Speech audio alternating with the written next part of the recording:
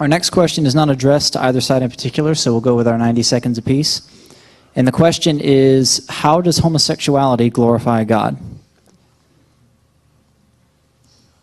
I guess my question, or not question, I'll answer it. So my relationship with my spouse glorifies God in that we use our lives, our individual lives, and even our coming together to bring honor to who he's created us to be, free, moral agents who use our lives for good, who use our lives to help people. My whole life does not revolve around what I do in the bedroom. Amen. I think I made that clear. I'm of a certain age. It's not even I don't even care anymore, really. You know, my life revolves around love. It revolves around loving people. It revolves around loving myself, and it revolves around loving God, which is what Reverend Ruth commented on from the very beginning.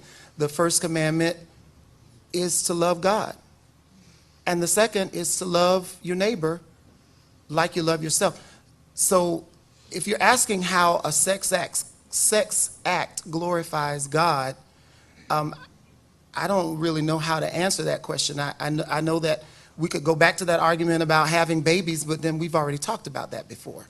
So if you want to talk about how love glorifies God, God is love. Okay.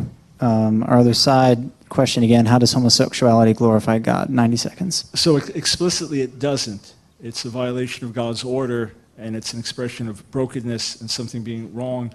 Every example that was given about how Dwayne and his spouse glorify God, that's just human beings doing good things. Right. It has nothing to do with there's zero connection with homosexuality. So explicitly, homosexuality cannot glorify God in itself.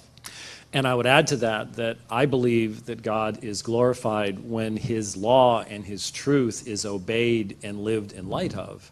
And so since we're given very clearly what marriage is to be and what its parameters are, and that it is a man and a woman together, then he is glorified when in obedience to what he has revealed, we live out that gift that he has been given to us. But God is not glorified when we say, we're going to change the parameters of what you've given to us. We're going to violate those parameters and then say this is glorifying to you anyways. That again takes us back to the normative authority of what God has given to us in Scripture, and I would say the very normative authority of Jesus' own words in Matthew chapter 19.